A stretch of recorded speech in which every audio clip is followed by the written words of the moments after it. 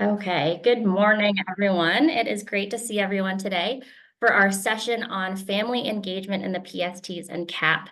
My name is Kenzie Chin. I'm the coordinator of educator preparation here at DESE. We are so pleased to be co-hosting this event with our colleagues, Maggie Casp, Rainer Hernandez, and Jeff Snyder, who come to us from the National Association for Family, School, and Community Engagement. Just as a brief introduction, NAFSCE is a national leader in advancing high-impact practices, promoting evidence-based policies, building capacity and leadership in the field, and upholding family, school, and community engagement as a core strategy for improving child development and student achievement. We are so grateful to have them with us today. And then to close us out today, we're also going to be welcoming Olga Lopez from DESE's Office of Student and Family Support, who will talk through some of the family engagement initiatives that DESE is working on, and she will be joining us a little bit later on. This is the very first of our 5 drop-in sessions, which is one of the forms of PST and CAP implementation support being offered this year. The drop-in sessions differ from the info sessions that many of you were able to attend in October, and that they'll focus on one topic rather than the entire topic of CAP and PSTs.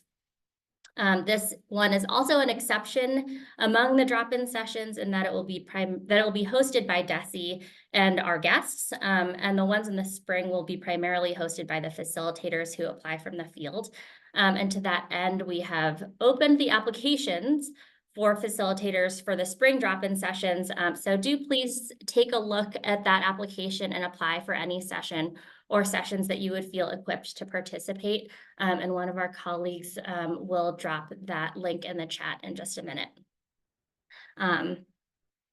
And we are really hoping to get a really robust pool of applications for those. But we are going to get started for our session today. Our objective today is to learn about the changes in expectations around family engagement in the PSTs and CAP and how they fit into national trends. The topics that we'll cover today are current trends in preparing educators for family and community engagement, how they apply to the PSTs and CAP, and DESE family engagement initiatives.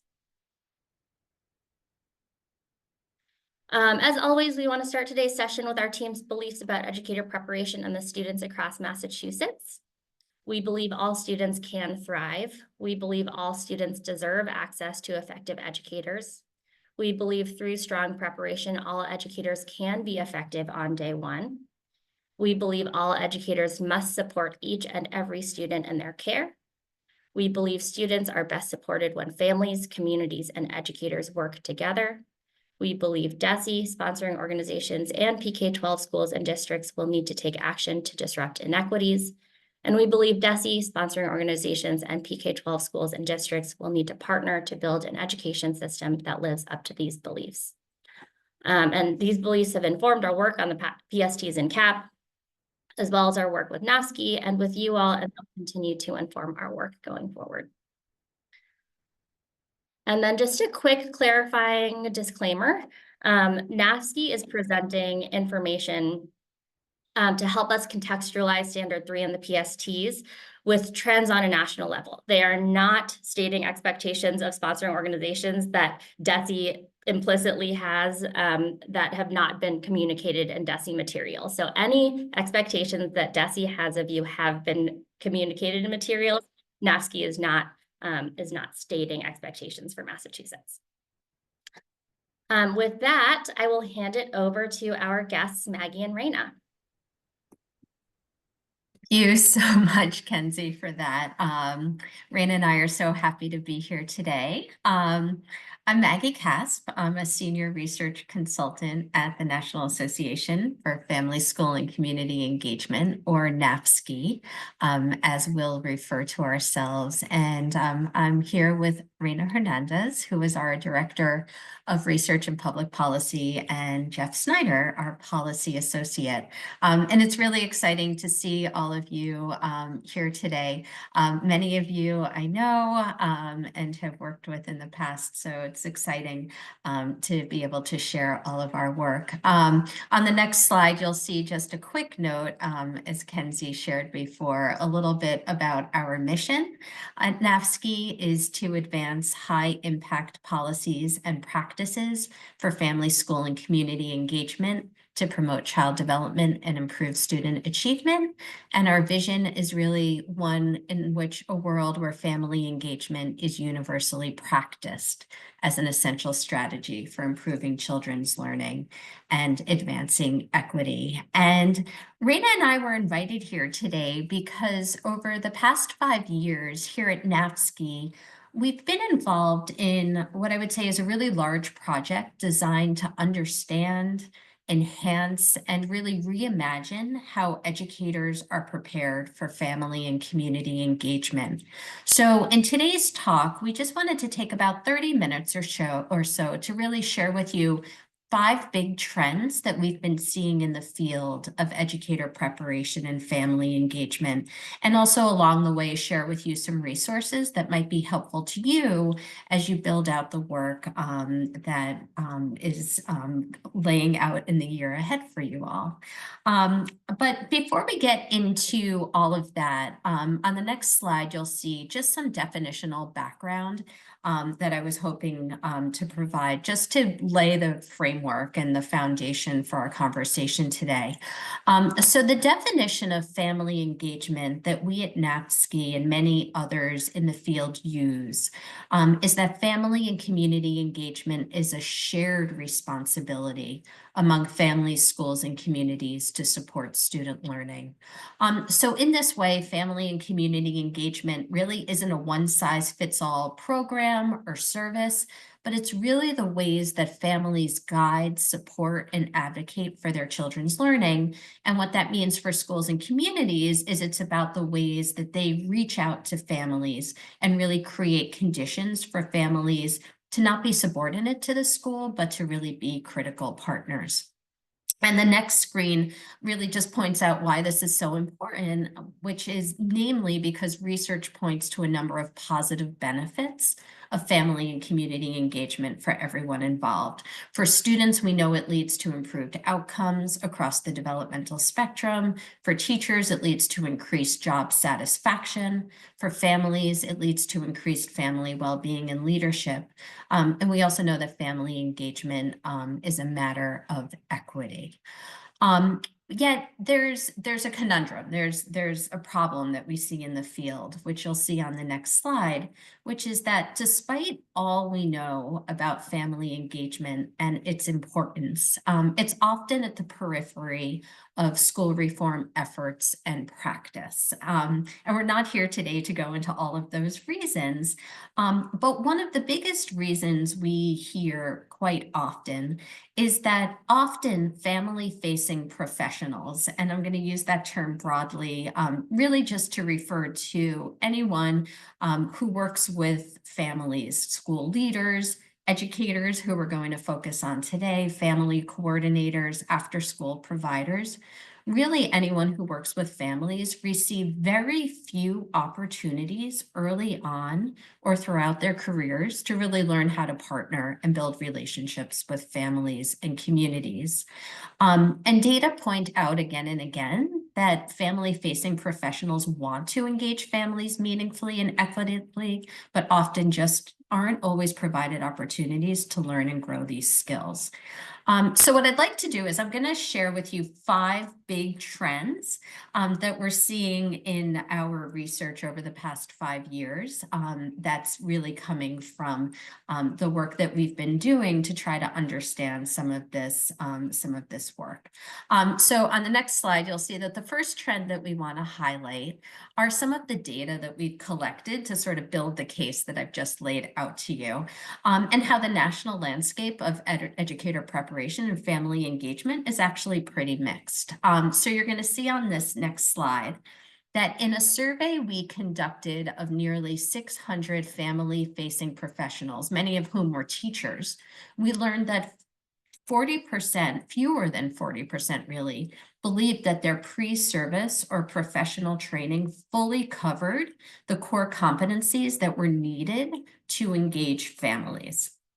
Second, on the next slide, you'll see that in a national survey we conducted of over 150 department heads of educator preparation programs across the country, we found that rarely do educator preparation programs offer classes in family engagement, and even more, family engagement topics are integrated into coursework in very limited amounts. So, for example, family engagement topics and skills are incorporated into less than 25% of culturally sustaining pedagogy, classroom management, and language and literacy courses. And on the next screen, you're going to even see family engagement is even less prevalent in educational leadership and STEM. And if you advance the slides just a little bit, you'll also see when we reviewed state standards, we found that only 30% of US states and territories explicitly address training teachers in the essential elements of effective family engagement in licensure and other state standards. So what we're seeing here then taken together is a picture where educators don't feel very prepared for this work. Educator preparation programs don't perceive family engagement topics being addressed very robustly throughout their programs, and states aren't really elevating it very well in their policies. So with that, I'm going to highlight our second trend, which is that although preparing educators for family and community engagement might not be very robust, we do know, however, and the glass being half full here, the competencies that educators do need to develop to engage families meaningfully and equitably. And on the screen, what you're going to see is a report that we created 2 years ago and put out, which is the family engagement core competencies. And basically, we developed the family engagement core competencies, and I'll share with you the methodology in a few moments. But we developed the family engagement core competencies because we needed to address the question of, well, if we want to focus on family and community engagement in pre-service coursework and clinical experience, given all of the requirements and work that we have to do, what is it that we want to prepare educators for? And what should the scope and sequence of preparation for family engagement look like? So the family engagement core competencies are a compendium of what we refer to as 8 competencies falling in 4 domains. And those domains are reflect, connect, collaborate, and lead. We're looking to prepare teachers who are able to reflect and look inward and examine what it means to really respect and honor families. We're looking to build teachers who can connect and build trusting relationships and foster social networks among families and communities. We're looking for to build teachers who can collaborate and link their work of family engagement to student learning and social emotional growth. And we're also looking to build teachers who can lead alongside families for systems change. And I'm not going to get into too much of our methods here, but on the next screen, what you're going to see is the six-phase process that we used to develop these. That included a 3-year process of an extensive literature review, expert interviews, Delphi surveys, and also, if you go to the next slide, just a very quick nod to, we also crosswalked these 8 competencies in these 4 domain areas across different standards that exist in different fields. And on the next slide, you'll see that one set of standards in particular that we wanted to really draw your attention to are those of the CAP accreditation standards. Many of you are familiar with the Council for the Accreditation of Educator Preparation, who's been a partner of ours in this work for some time. And you'll see that, as on the screen, 2 years ago, they revised their accreditation standards to specifically address family engagement. Specifically in Standard 1, the CAP standards call for educator preparation providers to be intentional in their development of their curriculum and clinical experiences so that candidates effectively work with diverse students and their families. They also call for clinical practice to offer candidates experience with diverse families and communities. And finally, the revised standards call for providers to show that employers are satisfied with their completers' preparation, in particular working with diverse families. And on the next slide, as you know, embedded within the CAPE accreditation standards are the INTASC standards, which elevate family and community engagement as aligned with the core competencies in 7 of the 10 areas. You know, and I don't want to spend too much time here because I know we have a lot of material, but if you move forward in the slides, and you'll go over one more slide, just to give you a little bit of a deeper sense of what these core competencies have within them. Within the domain of reflect, what we're really thinking about here is how educators come to develop the ability to respect, honor, and value families, examine the cultural and linguistic diversity of families, and explore and understand and honor with families how children develop, grow, and change from birth through adulthood. And competency 2 is about family-facing professionals embracing equity throughout family engagement, looking inward to develop cultural humility, cognitive flexibility, and perspective-taking skills, and really reflecting on how history and social context influence family engagement systems and practices. In the next slide, we see that educators who are effective in their work also connect. Competency 3 shows how they build trusting, reciprocal relationships with families by cultivating mutual trust, communicating effectively, creating welcoming environments, and reaching out to families. And educators who are effective also foster community partnerships for learning and well-being. This means they build community partnerships to support children and families, establish systems to expand how families link to community resources, and really cultivate social support networks.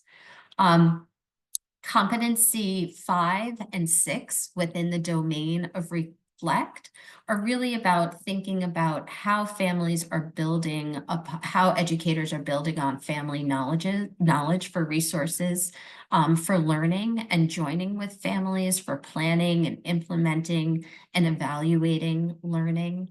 And competency 6 is about really linking family and community engagement to learning and development. So creating data systems that are accessible, creating conversations around developmental and academic progress. And finally, on that last slide, you'll see that leading alongside families is really about how educators are taking part in lifelong learning, and really thinking about advocating for systems change, identifying and examining new and existing policies, championing equity, and standing with families for equitable educational systems and outcomes. So what I'm going to do is I'm going to hand it over to Raina for trend 3, which is really showing that preparing educators for family engagement takes partnerships among educator preparation programs, families, communities, schools, and districts. Thanks, Maggie. If you can go on to the next slide. So one of the things that we did as part of this work was really try to explore a little bit more deeply in order to attain and really develop and nurture the types of skills and knowledge that Maggie just talked about in the core competencies. What then has to change as part of educator preparation? And we did that with a consortium of 7 state teams, along with other national partners, including the NEA, CAPE, AACTE, and MAEC. And what developed was this educator preparation framework. If you go on to the next slide, you know, we were looking at each one of those teams had at least one representative from their state agency, like DESE, DESE's counterpart, and at least one EPP. Several of them had multiple state agency or multiple EPPs represented, because we really wanted to be able to look at and paint a picture of what this looks like overall. And, you know, at a very, very high level, you know, on the far right, in order to get the kind of reflecting, connecting, collaborating, and leading happening at the educator level, what we found was we really needed more interconnected educator preparation partnerships.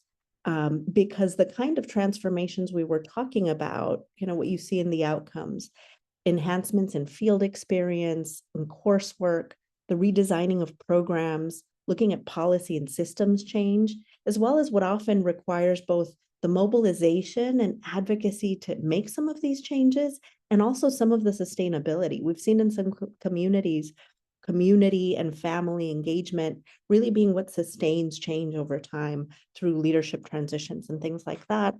That requires the partnership. So on the far left, you see educator preparation programs, families and communities in both organized ways and through kind of individual engagement, state education agencies, wherever those kind of those duties may rest, and schools and districts that are often the place that is providing the mentorship, the placement opportunity for teacher candidates. Go on to the next slide. Maggie? Thanks, Raina.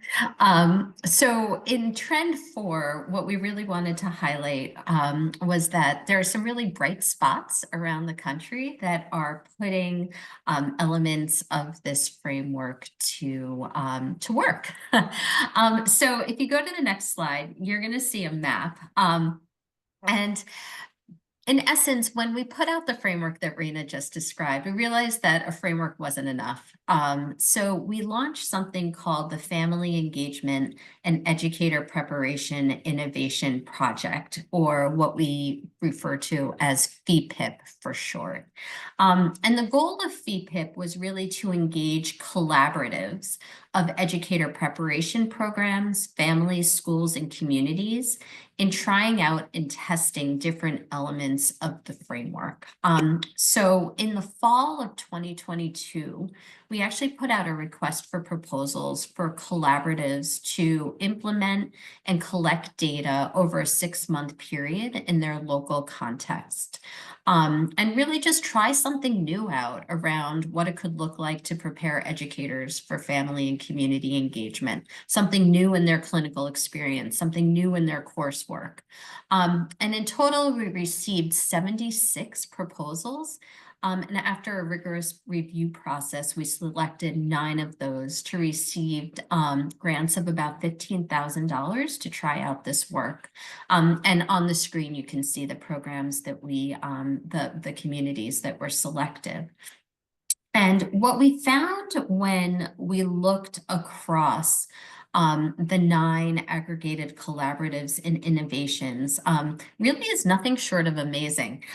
Kenzie, if you go to the next slide, due to time, I can't get into all of the nitty-gritty of what each of the 9 collaboratives did, but we do have a lot of this work on our website where you can access it.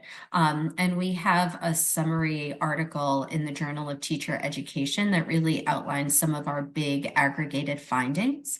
But I think the big finding that we really point to first and foremost is we saw that collaboratives were really successful in targeting 4 main areas of educator preparation for family and community engagement. They focused on coursework and creating opportunities to infuse family engagement topics into that coursework. They focused on clinical practice and creating really opportunities for aspiring teachers to learn from families and communities themselves. They focused on program redesign and finding ways to bring the voices of communities and families into the reconceptualization of programs. And they also focused on systems change. And in the next slide, the second main finding that I think is really exciting was when each of the collaboratives did this work in aggregate. They increased pre-service teachers' connection to teaching and confidence and knowledge in connecting with families. They increased practicing teachers' knowledge and capacity for family engagement. They increased faculty's confidence and knowledge of teaching family and community engagement. They also increased families and communities' engagement in the educator preparation process. And they even developed institutions' deeper commitment to preparing educators for working with families and communities. So, you know, through these 6-month rapid cycle innovation projects that were pretty small in scope, they were actually in aggregate able to do a fair amount. And on the next few screens, I don't have a lot of time here, but I want to show you briefly what some of these projects looked like. So our colleagues from the Pritchard Committee in Kentucky actually partnered with Moorhead University and Eastern Kentucky University to develop a set of family engagement modules that could be used across the state. And what they did is in sort of testing out those modules over the course of the semester, they found through some pre-post surveys of teaching candidates that by engaging in the modules, they were able to increase their confidence in understanding and working with families. In the next slide, you'll see our colleagues from Indiana University, Indianapolis, who partnered with parent leaders and community schools to utilize the family as faculty approach, where families actually led learning experiences for students in their clinical experience. Found through a social network analysis that students, families, and communities who participated in these families faculty workshops in the schools and out in the communities increased their connections, and those teachers who participated, those aspiring teachers, felt more committed to really joining the teaching profession because of the mentorship that they had received from families along the way.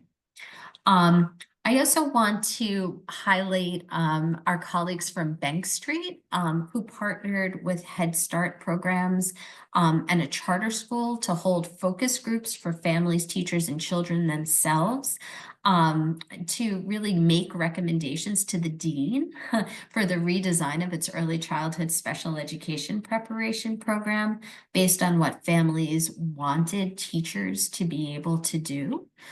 So that project really built up a little bit of that exciting moment of, you know, what happens when we bring families and communities into program redesign. And finally, our colleagues from Michigan State on the next slide partnered with 5 different districts and universities across the country to actually hold book clubs for mentor teachers. Because not only did pre-service teachers need support, so did the mentors and the systems around them. So they found that mentor teachers who participated in book clubs increased their abilities to advocate for change and link family engagement to learning. Again, you know, we'll post some of the briefs that we have in the chat box, but we have other collaboratives who also worked in pretty intensive ways with communities around clinical experience. Our colleagues and collaboratives from Maryland worked with community schools in Baltimore to have community school coordinators mentor some of the aspiring teachers. So it wasn't only that those teachers had an opportunity to work with their mentor teachers in the classroom, but also with community school coordinators. Again, I'll put links into the chat box, but for the last trend, I'm going to hand it over to Raina, who's going to talk a little bit about some of the policy work that needs to happen as well. Absolutely. Thank you, Maggie. If you can go on to the next slide, please. So, you know, there are, we'll drop a link in the chat just to share with you a policy brief that goes a little bit deeper into 10 different areas and opportunities to address this kind of work and give some examples of states that are doing work, very much like the change that's happened in Massachusetts, to either through legislation, through some of the regulation that happens after those legislative changes take place, or just through collaboration with the field, whether it's co-hosting sessions like this one. In places like Colorado, we've seen a lot of that kind of activity where the states really stepped in and provided support above and beyond what's minimally required by the law. There are a lot of different ways that we think states can make change like this. If you go on to the next slide, we've got, so in Colorado, you really see where, and this was one of the projects that was funded through the project that Maggie mentioned earlier. The Colorado Department of Higher Education collaborated with the Colorado Department of Education and a consortium to really create a learning community and ongoing touch points and opportunities, including hearing from families and hearing from the field through a field survey that they launched together, and were able to sort of create that critical mass of being able to test the survey and get things to a place where they could push the resource out to the field so that the field could learn more about families as they were doing this work of redesign and being responsive to the interests and needs of both families and teachers. Go on to the next slide. And I'll just mention that Maggie, I think, dropped into the brief, into the chat, the policy brief. You'll see, in addition to things like the CAP here in Massachusetts, some of the other opportunity areas there include things like licensure, accreditation, some of the preparation standard systems for both educators and administrators. So there are a lot of different ways that states are making shifts, and Massachusetts actually has some additional resources that also, I think, support a lot of this through implementation, which I'm hoping we'll hear a little bit about from Olga. Thank you.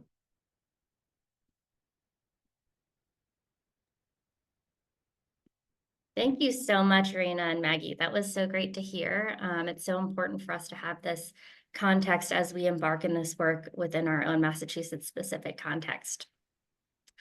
We will have time for questions at the end, I'm hoping, and if not, we will make sure that questions are answered asynchronously, as I said before.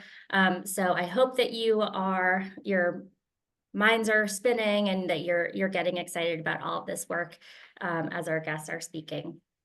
I'm going to speak a little bit about what these changes look like in context, or what these trends sort of look like in the context of Massachusetts.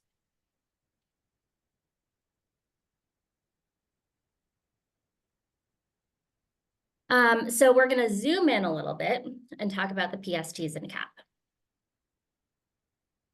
As you know, each of the PSTs is assigned a practice level, which was done in close collaboration with our colleagues on the PST and CAP working group over the 23-24 school year. And as a reminder, the expectation, I'm just going to read through quickly the expectations for practice, demonstrate, and essential elements so that we're all on the same page. The expectations for practice is that candidates are introduced to and then actively engage in opportunities to apply the concepts and skills they've learned. They have opportunities to practice these skills, be observed by instructors or field supervisors, and obtain feedback. The expectation for demonstrate elements is that candidates practice and are ultimately able to demonstrate proficiency in the concepts and skills they have acquired. They're able to apply their knowledge and skills in various situations, including in field-based experiences. Their application of the concepts and skills meets established standards. They're able to demonstrate the concepts and skills without the need for significant guidance or support, though they still may be developing the scope and consistency for the expected for the essential elements. And then, of course, 7 of the PSTs at the demonstrate level have been pulled out as essential elements, meaning that they are assessed through CAP. And they were identified because the knowledge and skills that they describe serve as an umbrella to other elements in the PSTs. We're going to talk about each of the elements in Standard 3 now and how candidates might demonstrate proficiency at the required practice level. So under Standard 3, 2 elements are assigned to the practice level within the Introduce, Practice, Demonstrate spectrum. They are communication with families, which requires that candidates establish regular two-way communication with families that is culturally and linguistically sustaining, aligned with family preferences and languages that families understand, and in approachable languages and formats, and shares timely information about student learning and performance. The second element at the practice level is family engagement, which asks that candidates engage with families in a way that is equitable and collaborative by building positive relationships with families characterized by mutual trust and respect, providing a variety of frequent, inclusive, and culturally and linguistically responsive opportunities for all families to engage as partners in the classroom community, and clearly and accessibly communicating information about family engagement opportunities. So here are some examples of how candidates might practice communication with families, which would be, for example, role plays of parent conferences, practicing writing emails to individual families, which are then reviewed by the instructor or the supervising practitioner if they're in their field work. And then examples of how candidates might practice this family engagement element are participating in back to school night, helping plan a family-centered event, drafting communication to families about classroom events. And then just as a reminder, these elements, because at their practice level, they are not essential elements. They do not have to be demonstrated through CAP. They can be demonstrated through coursework. And then collaboration on student learning and well-being is assigned as demonstrate, and it is an essential element in CAP. This element asks that candidates partner with families to support students' learning and well-being by leveraging families' cultural and linguistic knowledge and expertise as assets. Engaging with families about what students are learning in the classroom and expectations for student success, and collaboratively identifying and seeking family input on strategies and resources for supporting student learning and growth in and out of school.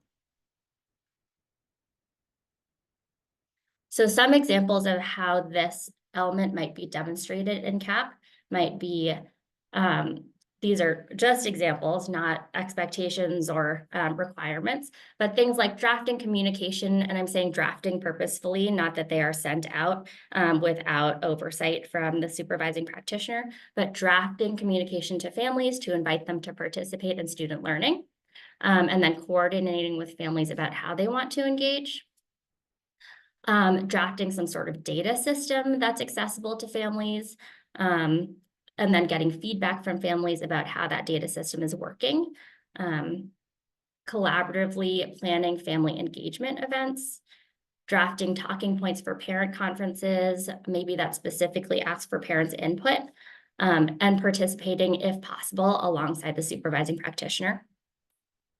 Issuing a survey to solicit input from families about what classroom resources would represent their families, and then maybe identifying new classroom resources in response, and creating assignments for students that might involve families' participation. These are pretty bare bones examples right now, but I just want to highlight that there will be lots of opportunities to calibrate and build out examples that will then be posted on our website in the spring community of practice. And then just to co-plug this, the registration for those communities of practice will be open within the next couple of weeks. I will send out an email to primary and secondary contacts when those dates are released, and they'll also be listed soon on our website. And then just so that you have that, one of our colleagues is going to drop in that link so that you have the website to the PST and CAP guidelines and implementation supports page. Materials are regularly updated on that website, and it's the central place to look for the most updated PST and CAP resources, just so you have that maybe bookmarked. At this point, I am going to hand it over to Olga, who's going to talk about some of the family engagement opportunities that we have going on at DESE right now. Thank you, Kenzie. First, I want to apologize for being late. I'm glad to be here, and I'm glad to see my friends from NAFSCE being part of this conversation. As Kelsey mentioned, can you go to the next slide, please? All our family engagement initiatives are aligned with our educational vision, where families and students have the sense of belonging. And we try to be very mindful at DESE to any time opportunity or professional development that we are creating.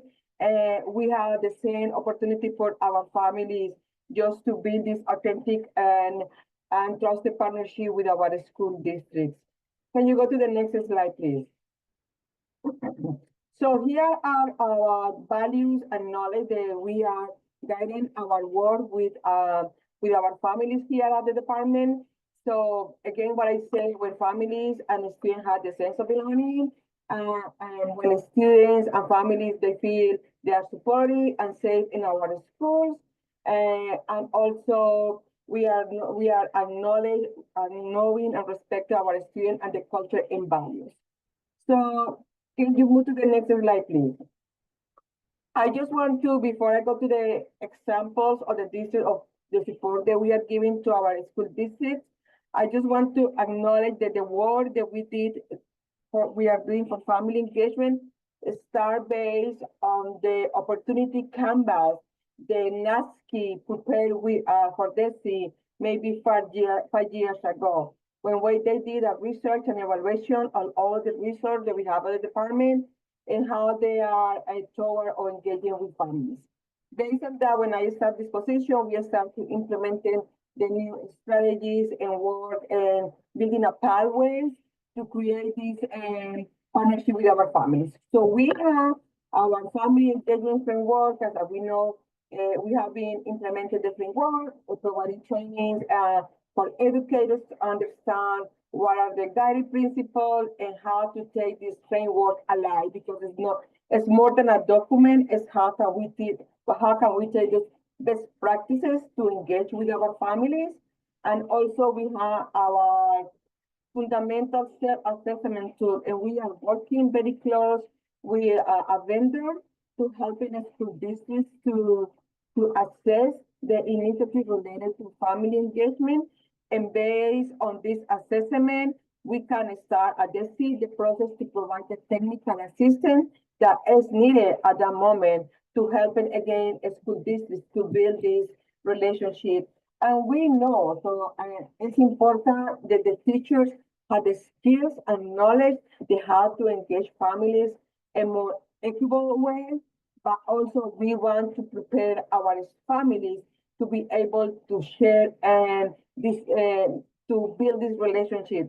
We know that building, based on research, building a trusted relationship takes years. It's not something that we build with 1 month or 1 week, especially with families who are English is not the first language. We have new arrival families or immigrant families who are new to the school system.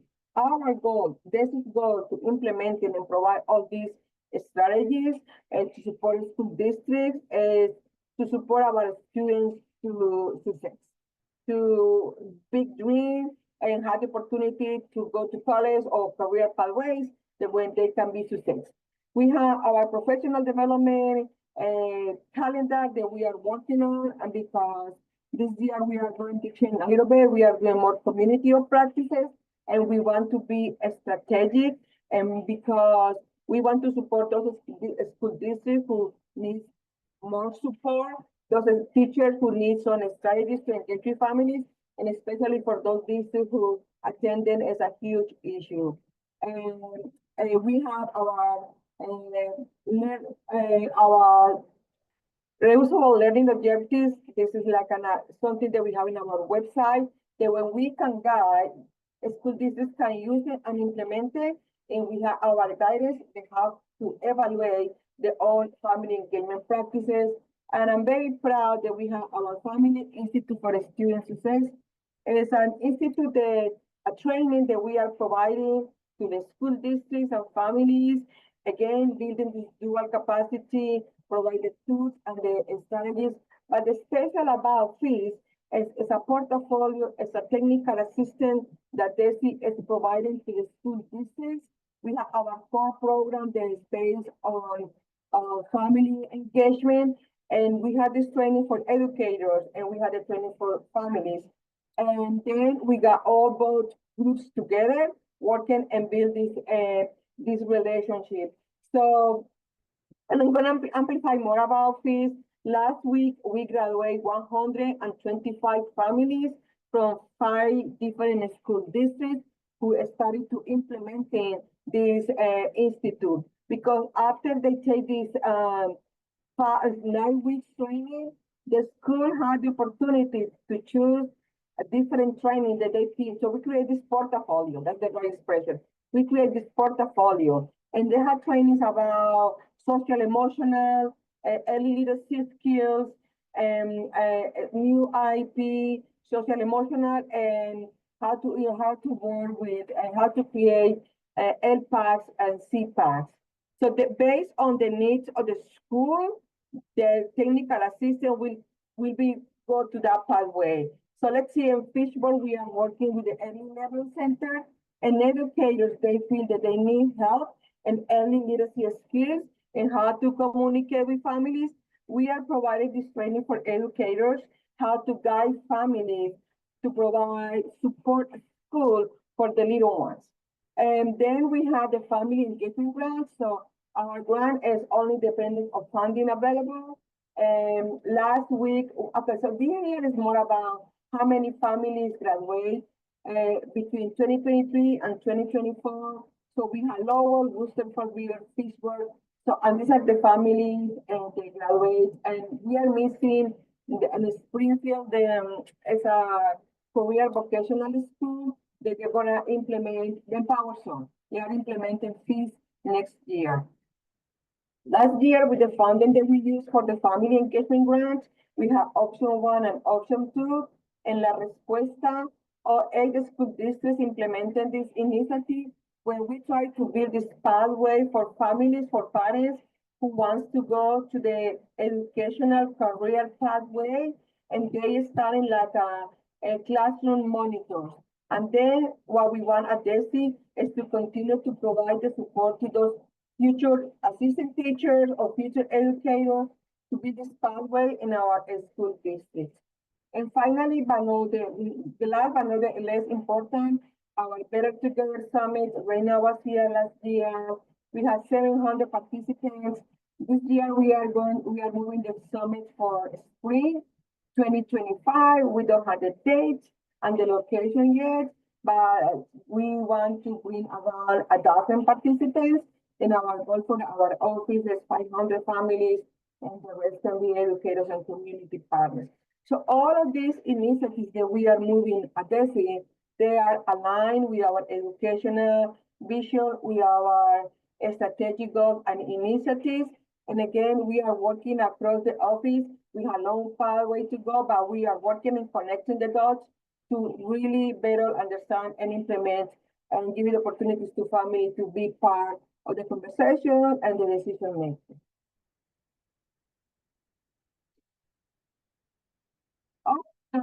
So we have the initiatives configured for next year. We are continuing to support in fees, and maybe the family engagement grant, and we have the Better Together Summit, and the professional development community of practice. I'm very excited that for the first year we are providing these family engagement leadership fellowship programs.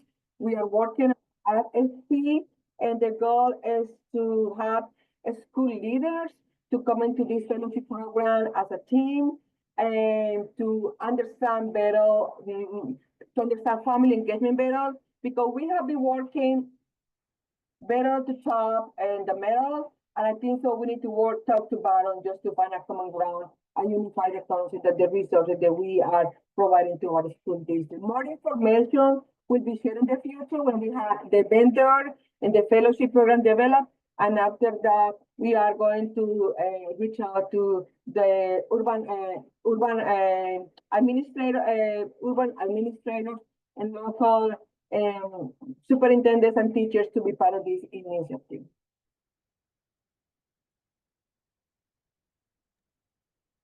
Thank you so much, Olga. I think I used more than five minutes. I'm sorry, Kenzie. That's okay. It's all very useful information, and all of that information, we will make sure to send out the links to everybody who's registered after this as well, so that you can access those resources. I am now going to stop recording so that we can take a few questions.